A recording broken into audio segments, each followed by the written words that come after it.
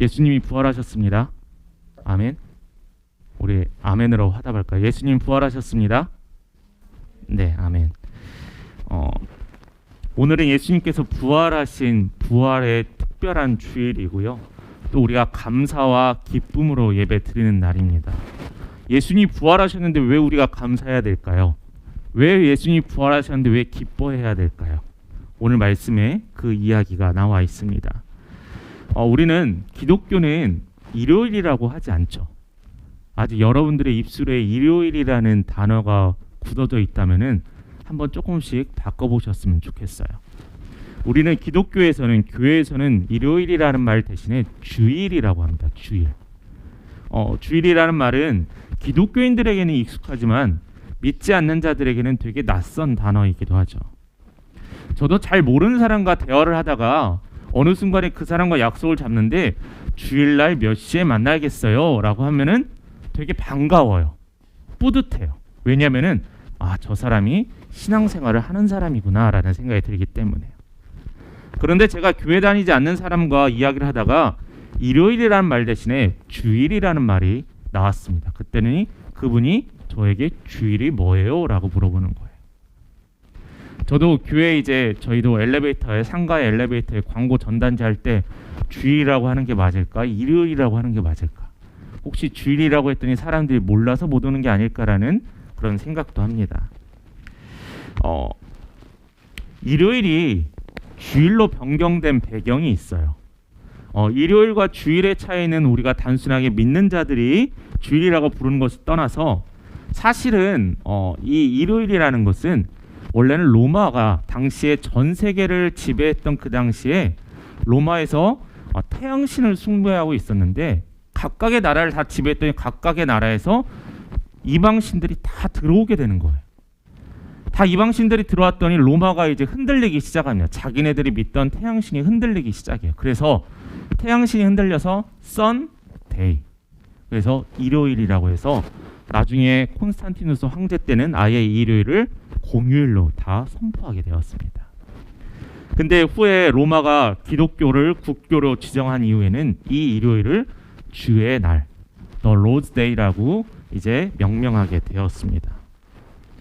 이 주일은 주님께서 부활하신 날을 기념하는 날이에요. 1년에 한 번 딱 부활절만 기념하는 것이 아니라 일주일에 쉬는 주의 날, 이 주의 날은 부활하시고 우리에게 다시 오신 예수 그리스도를 기념하는 날이라고 합니다. 여러분 오늘을 감사하고 기뻐하시기 바라요. 여러분 오늘 교회 오실 때 어떤 마음이셨나요? 저는 발걸음이 되게 가벼웠습니다. 지난주에는 봄 옷을 입었는데 오늘 여름 옷을 입어서 가벼운 게 아니라 이게 부활절이어서 너무나 기뻤다라는 거예요. 부활을 믿는 자들의 삶은 어때야 될까요? 오늘 그 말씀을 한번 찾아보는데 첫 번째로 우리는 선포해야 됩니다. 선포. 외쳐야 된다라는 거예요. 첫 번째로 여러분 주보에 나와 있듯이 예수님은 부활이요 생명입니다. 우리가 지난주에 종료주일부터 시작해서 일주일간 고난주간 새벽예배 때 요한복음의 17장부터 19장까지 읽었었고요. 말씀을 나눴었고요. 성금요일 때는 총 말씀을 읽고 확인하고 또한 우리에게 주신 부활, 고난의 의미를 나눴습니다. 오늘은 그 부활주간의 마지막인 오늘의 주신 말씀을 가지고 나누려고 해요. 부활주일 때는 우리가 대부분 어떤 말씀을 나누죠? 무덤이 열렸고 막달라 마리아가 새벽에 나타났고 예수님께서 제자들에게 나타나시고 믿지 못하는 자들에게 손을 넣어보라까지 하셨던 그 말씀을 가지고 하는데 오늘은 특별히 그 이전의 시간에 있었던 예수님께서 우리들에게 분명하게 선포했던 부활주일에 대해서, 부활에 대해서 말씀하시는 것을 오늘 확인하려고 합니다. 성경에 보면은 예수님께서 죽은 자를 살리신 사건이 있어요. 몇 번이요? 총 3번 있습니다. 야이로의 딸을 살렸고요. 과부의 아들을 살렸고요. 오늘 말씀에 나타나 있는 바로 이 나사로를 살렸던 3번의 사건이 있습니다. 그런데 오늘 이 특별히 나사로가 다시 소생케 되고 다시 부활하게 된 사건은 아주 큰 예수님의 사역의 전환점이 돼요. 어떤 전환점이 되냐면은 이때를 비롯해서 유대인 종교 지도자들이 예수를 잡아서 끌어올려고 한다는 거죠. 예수의 사역을 막으려고 하고요. 사람들과 예수님과의 접합점을 무조건 피하게 하려고 시작했던 계기가 바로 이 나사로의 살리신 사건이었다는 겁니다. 오늘 본문의 배경을 한번 보자면은 예수님께서 사람들을 찾아왔어요. 예수님께 사람들이 찾아왔습니다. 어떤 사람들이냐면은 찾아온 이유가 바로 나사로가 병들어서 죽을 지경에 이르렀다라는 그 이야기였어요. 이에 예수님은 그 이야기를 듣고 바로 움직이지 않으시고 어떻게 하셨냐면은 이틀을 거기에 더 유하시다가 움직이셨다라고 했습니다. 예수님께서 이 급박한 상황에서 이틀을 더 거하시고 거기에 계시고 움직이셨는데 결국 그 장소에 도착했을 때는 나사로가 죽은 지 무려 4일이나 지난 시간이었어요. 나사로는 누구였죠? 바로 마르다와 마리아의 형제, 오라버니였습니다.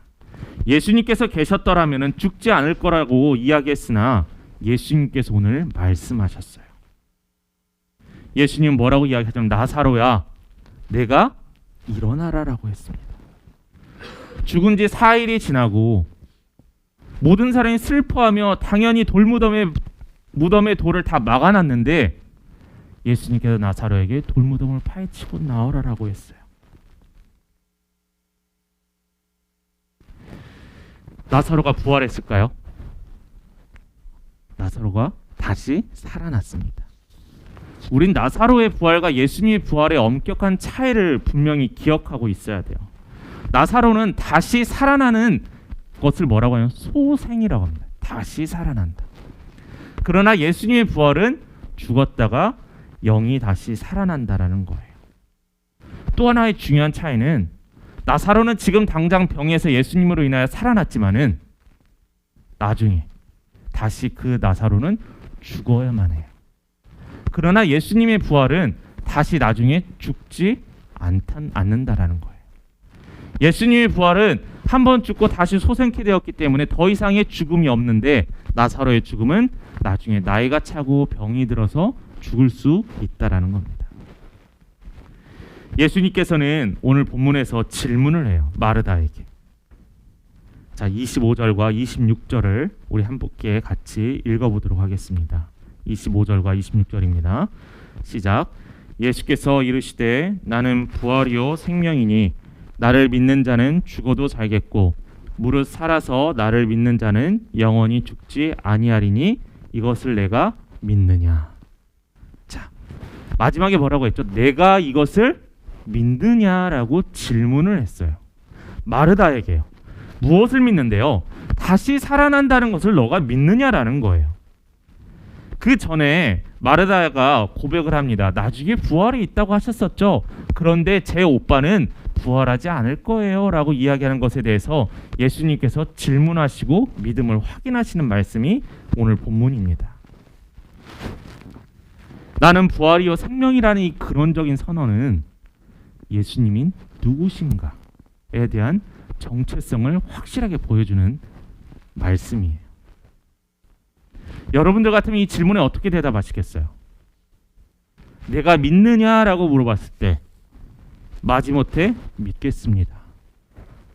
우리가 성금요일 때 말씀에 나눴던 것처럼 예수님께서 베드로에게 내가 나를 사랑하느냐 했을 때 마지못해서 첫 번째, 두 번째의 대답에서 네 사랑합니다라고 이야기했던 것처럼 우리도 그런 똑같은 실수를 저지를지도 몰라요. 그렇다면 이 질문에 우리는 어떻게 대답해야 될까? 비록 지금 코로나 숫자가 줄어들고 또 월요일부터는 또 격리도 해제되고 많은 사회가 변경되지만은 우리는 이것이 끝이 아니라는 거예요. 또 다른 새로운 것이 일어난다는 거예요. 어제 신문에 봤더니 남극의 온도가 지금 8.8도래요. 엄청 덥다라는 거죠. 언제 어떻게 언제 어떻게 우리의 상황이 변할지 모릅니다. 멀리 있는 이야기만 하지 않고 우리 가까운 이야기를 할까요? 상대적인 경제적인 박탈감으로 어려운 생활들을 지내가고 있어요. 또한 매일이 나에게 힘든 시간을 보낼 때도 있습니다. 사람들과의 관계는 내가 학창시절에는 쉽게 맺을 수 있었는데 나이가 먹고 직장 생활을 하다 보니 관계가 너무나 어려워지기도 합니다. 그러한 우리들의 삶 속에서 부활이 과연 찾아올까요? 예수님의 이 질문에 마르다의 대답은 참 놀랍습니다. 27절 말씀 우리 함께 같이 고백하며 한번 읽어보도록 하겠습니다. 27절입니다. 시작. 이르되 주여 그러하외다. 주는 그리스도시요 세상에 오시는 하나님의 아들이신 줄 내가 믿나이다. 뭐라고 고백했죠? 맞습니다, 주님. 주는 그리스도시요 하나님의 아들이신 줄 내가 믿습니다라는 거예요. 이 마르다의 고백은 베드로가 예수님께 고백했던 그 고백과 마찬가지로 이 두 고백은 우리 믿는 자들에게 고백의 롤 모델이 되고 맙니다. 황당한 이야기 같고 어리석은 이야기 같지만은 이 고백과 이 선포는 정확하게 우리에게 복음이고 지혜라는 거예요. 신앙생활을 하면서 부활이 없다라고 생각하는 것은 우리가 종교 활동할 뿐이라는 겁니다. 여기서 놓치면 안 되는 것이 있어요. 이 부활의 사건에서 눈물이 있었습니다. 말씀의 앞부분에 보면 어떠한 일이 있죠? 예수님께서 그 마을에 도착하셨을 때 사람들이 울고 있다라고 했어요. 예수님도 슬퍼했고 마리아와 마르다도 슬퍼했어요. 왜요? 죽었기 때문에요. 여러분, 부활에는요 죽음이 있다라는 거예요. 부활에는 그 전에 슬픔이라는 게 있다라는 거예요. 부활에는 그 전에 죄에 대한 회개가 있어야 한다는 거예요. 그거 없이는 이 부활을 경험할 수 없다라는 겁니다. 우리가 단순히 부활한다고 해서 모든 것을 다 잊어버리고 모든 것이 행복할 거니까 내가 이 세상에서 빨리 생을 마치고 하나님 나라에 가야겠지. 이것은 너무나 어리석은 생각이라는 거죠. 위대한 신앙, 믿음의 고백은 이 눈물의 고백이 함께 있어야 한다는 겁니다. 이 고통을 통과하는 것이 회개이고요. 사망에서 생명으로 옮겨지는 놀라운 변화라는 겁니다. 그래서 우리 믿는 자들에게는 두 번째로 죽음은 끝이 아니라 시작입니다. 여러분들의 기대 수명이 몇 살이나 되세요? 저도 돌아보니까 80 정도 생각을 했는데 모르겠어요. 지금은 80이라고 하지만 나중에는 점점 늘어날 수도 있겠죠. 1970년도에 한국에서 기대 수명을 조사를 했었습니다. 그때 조사가 62세 정도였어요. 근데 그로부터 50년이 지나고 지금 몇 살이냐면은 83세라고 합니다. 근데 그 기대 수명에 맞게 사람들의 평균 수명도 다 올라갔어요. 그렇지만은 기대 수명이 늘고 평균 수명이 늘지만은 죽음이라는 것은 모든 이들에게 다가오는 거예요. 죽음이라는 것이 나이가 많은 사람만 경험하는 게 아니라 나이가 어린 사람도 언제 어떻게 우리가 죽음을 맞이할지 모른다는 겁니다. 그래서 우리는 태어났을 때부터 죽는 순간이 있다라는 거예요. 죽음 슬프죠. 사랑하는 사람을 떠나보내는 게 슬프죠. 그렇지만은 그것은 우리 모두가 경험해야만 하는 당연한 사실입니다. 그래서 이 죽음은 우리가 통제할 수 있는 영역이 아니에요. 아무리 과학과 의학이 발전됐을지라도 결국 모든 이들에게는 죽음은 다가오게 되어 있어요. 그래서 이 죽음은 저라고 뭐라고 생각하면 우리가 마주해야 될 실제라고 생각을 합니다. 그렇지만은 아까 뭐라고 했죠? 믿는 자에게는 죽음이 끝이 아니라 시작이라고 했잖아요. 그렇다면 우리에게는 이 죽음이라는 것이 우리에게는 시작이 될 수 있다라는 거예요. 어떤 시작이요? 하나님 나라에서 사는 시작이 된다라는 거죠. 이 땅에서 경험하는 교회 공동체를 통하여서 경험하는 하나님의 천국을 우리가 교회를 통해 느끼고 경험할 수 있지만은 하나님께서는 뭐라고 했냐면은 영원히 너희들이 거해야 될 그 처소가 어디냐면 하늘나라라고 이야기했습니다. 십자가상에서 예수님이 돌아가실 때 양편에 두 사람이 있었잖아요. 두 강도와 살인자가 있었습니다. 그때 한 사건이 일어나요. 전 이 사건이 우리에게 시사하는 바가 크다고 생각합니다. 그 중에서 한 강도가 예수를 조롱해요. 야, 너가 예수라면서, 너가 구원자라면서 왜 너는 너 스스로 구원하지 못하느냐라고 하면서 뭐라고 했냐면 조롱했어요. 조롱. 비아냥거렸어요. 저는 이 모습에서 되게 무서웠습니다. 인간이 이렇게까지 잔인할 수 있겠구나. 자기 자신도 십자가에 매달려 고통 가운데 있으면서도 자기 옆에 있는 예수를 조롱하고 있어요. 저주하고 있어요. 그런데 반면에 한 다른 강도의 모습이 있습니다. 우리 누가복음 23장 42절 말씀입니다. 제가 읽어보겠습니다. 이르되 예수여 당신의 나라에 임하실 때 나를 기억하소서 하니. 그러니까 한쪽 편에 있었던 강도는 예수를 조롱하고 비난하였지만은, 그러나 한쪽 편에 있는 그 강도는 당신의 나라가 임할 때 나를 기억해달라는 거예요. 왜 기억해달라고 할까요? 어떻게 이런 말을 할 수 있었을까요? 그는 그리스도가 누구인지 알고 있다라는 겁니다. 그리스도가 누구이고 그리스도가 어떤 역할을 하시고 그리스도가 지금 죽지만은 내가 그의 나라에 거할 수 있을까 소망을 품고 있었다라는 거예요. 예수님은 강도에게 이야기합니다. 우리 같이 한번 읽어보겠습니다. 43절 말씀입니다. 같이 읽습니다. 시작. 예수께서 이르시되 내가 진실로 내게 이르노니 오늘 내가 나와 함께 낙원에 있으리라 하시니라. 여러분, 여기서 한 명은 예수를 저주하고 결국 그는 지옥이라는 곳에 갔을 거예요. 그런데 여기서 한쪽에 있는 강도도 분명히 죄를 저지르고 십자가에 매달렸지만은 그는 당신의 나라에 나를 기억하소서라는 그 단어 한마디와 고백 때문에 예수님께서 뭐라고 하시냐면 너는 낙원에 있으리라라고 얘기했습니다.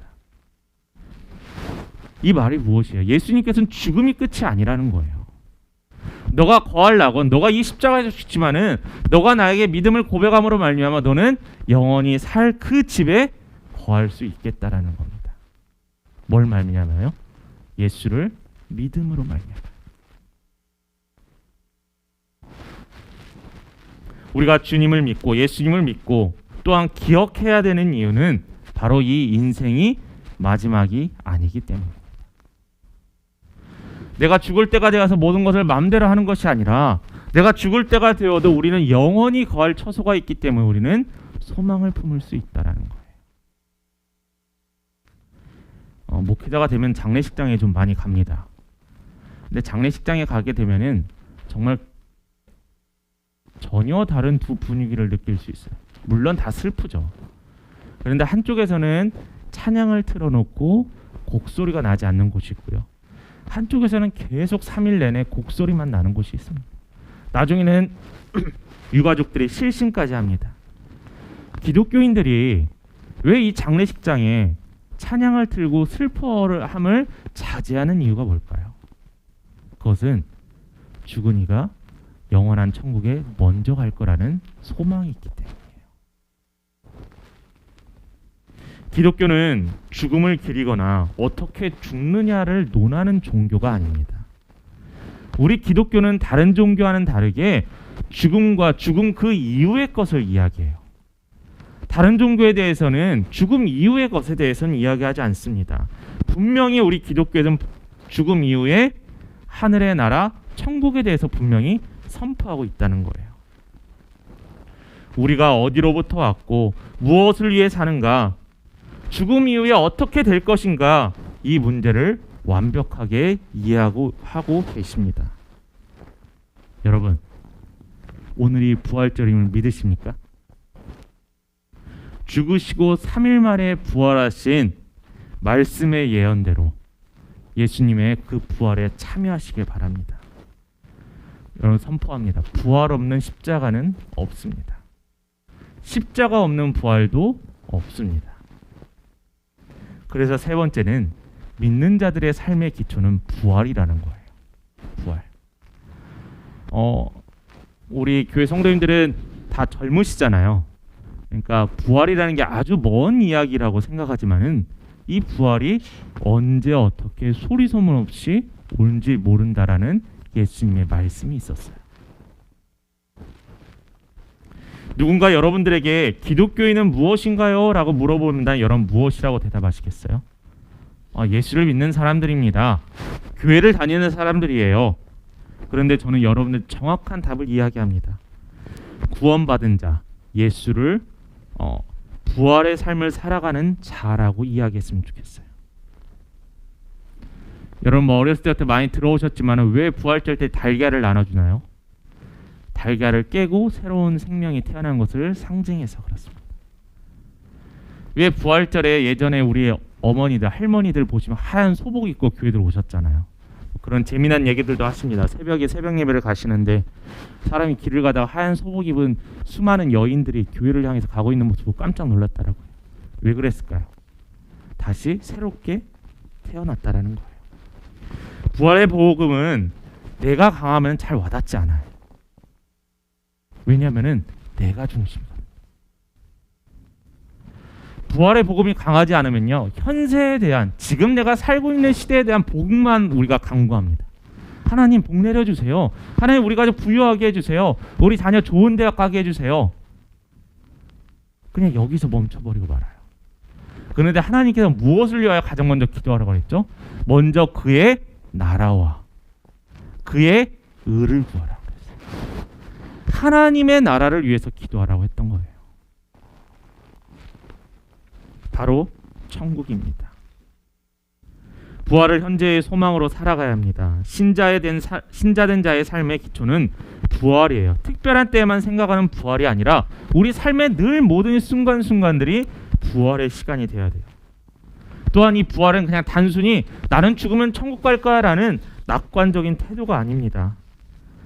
부활은 뭐냐면은, 부활하는 삶을 같이 사는 사람은 부활하신 예수와 동행하는 삶이에요. 더 이상 죄의 노예가 아니고 육체의 종이 아니라 죽음이 끝이 아닌 영원한 생명을 꿈꾸고 있기 때문에 우리는 더 준비된 죽음을 맞이할 수 있다라는 거예요. 고린도전서 15장 이 말씀해 보면은 고린도전서 15장을 뭐라고 하냐면 부활장이라고 하는, 부활장 아니면은 소망장이라고 해요. 15장 58절 말씀 우리 성도님들 함께 같이 봉독하시도록 하겠습니다. 같이 봉독합니다. 시작. 그러므로 내 사랑하는 형제들아, 견실하며 흔들리지 말고 항상 주의 일에 힘쓰는 자들이 되라.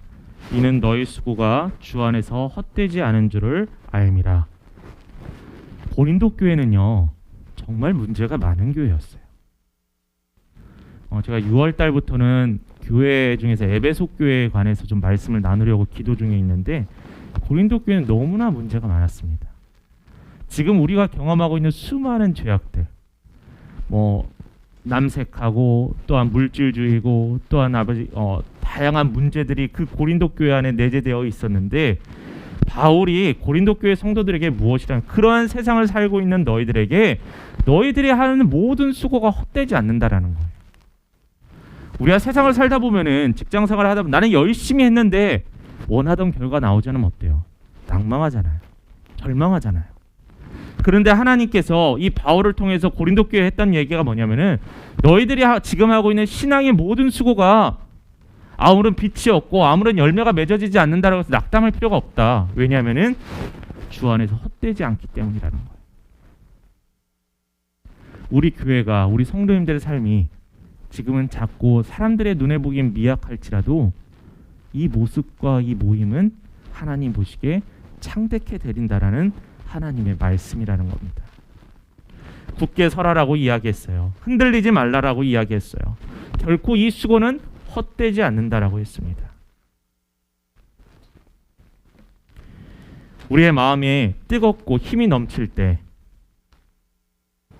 우린 주의 일을 할 수 있습니다. 또 더 열심히 해요. 그렇지만 마음이 힘이 없거나 낭망했을 때 어떻게 하죠? 주의 일을 하기가 힘듭니다. 우리는 굳게 서지 않으면요, 힘들어요. 굳게 뿌리를 맺히지 않으면 우린 조그만 바람에도 흔들려 버리는 연약한 기독교인이 될 수밖에 없다라는 겁니다. 그리스도인이 부활을 믿는다는 것, 말로만 저는 부활을 믿습니다, 머리로만 부활을 믿습니다가 아니라 나의 실제적인 삶이 이 부활을 통해서 열매를 맺어야 돼요. 간절해야 돼요. 선한 열매를 맺어야만 합니다. 때로는 이렇게들 오해를 하시더라고요. 열매를 맺는다라는 말을 듣고 그럼 나는 완벽하게 살아야 하나 보다라고 생각을 할 때가 있습니다. 하나님께서 우리에게 완벽을 요구하지 않으셨어요. 최선을 요구하셨다는 거죠. 최선을 다해 열매를 맺게 한다는 거예요. 우리가 씨를 뿌리고 그걸 거두시는 누구시죠? 여호와 하나님이시라고 했습니다. 그런데 우리는 자꾸 내가 씨를 뿌리고 내가 열매를 거둬야 한다는 생각에 늘 조급해하고 있어요. 근데 부활의 신앙을 갖고 있는 우리 믿음의 성도님들은 우리의 삶의 전 연역과 전 시간을 통해서 하나님께 영광 돌리는 삶, 하나님께 헌신하는 삶을 살아가야만 합니다. 어떻게요? 예수 안에서 성령 충만하게. 여러분들의 언어가 바뀌고 여러분들의 입술이 바뀌고 여러분들의 태도가 바뀔 때 여러분이 이것을 경험할 수 있게 됩니다. 그래서 여러분 언제 어디서나 흔들리지 아니하시고 항상 주의 일에 힘쓰며 열매 맺는 믿음의 성도님 되시길 바랍니다. 말씀을 마칩니다. 오늘은 부활주일입니다. 예수님께서 거대한 돌문을 여시고 다시 우리에게 오신 날, 다시 오신 날뿐만 아니라 우리에게 소망이 되시고 우리에게 죽음 이후에 새로운 시작이 있다는 것을 알려주신 주님이세요. 우리는 각자의 상황에서 하나님께 자비를 구합니다. 하나님께 구체적으로 기도합니다. 하나님, 어떠한 경우에라도 내가 이 부활하는 신앙, 부활의 소망을 품고 살아가게 하여 주시옵소서라고 이야기해야 돼요. 부활의 증거자 다른 것 없습니다. 여러분들을 통하여 수많은 사람들이 예수를 바라봤으면 좋겠어요. 우리가 이따도 달걀도 나누고 주변 사람들과 함께 하겠지만은 이 시간에 여러분들의 미소가, 여러분들의 섬김이 여러분들이 바로 그리스도가 된다라는 겁니다. 부활의 증거자, 복음을 전하는 자, 전도자가 되십시오. 그것이 가장 가치 있는 삶이 됩니다. 우리에게 주어진 시간과 재능이요, 또한 우리에게 주어진 허락하신 물질과 능력을 통하여서 부활의 증인이 되셨으면 좋겠습니다. 예수님 부활하셨습니다. 예수의 부활을 통하여서 여러분 매일매일을 승리하시는 믿음의 성도 되시길 간절히 축원합니다.